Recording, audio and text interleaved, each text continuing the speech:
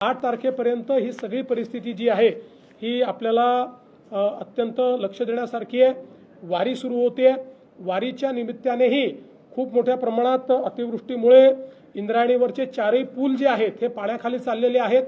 त्यामुळे वारकऱ्यांना ही विनंती आहे, आता वारी 10 तारखेला पुण्यात पोहोचते आळंदी आणि देहूवरनं, तर ती वारी तर आपण तिथे आणू, पण वारकऱ्यांनी आता तिथे न जाता पुण्यामध्येच आलं पाहिजे, कारण तिथे जाणं हे धोक्याचं आहे। त्यामुळे सगळ्या वारकऱ्यांना ही विनंती आहे की मोठ्या प्रमाणात देहू आणि आळंदीला जमा न होता त्यांनी जर पुण्यामध्ये ते आले तर अधिक सोयीचं होईल, किंवा त्यातनं कुठलेही डिझास्टर होणार नाही।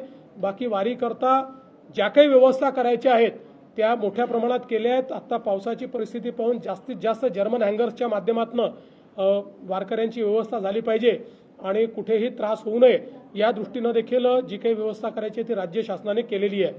मला असं वाटतं की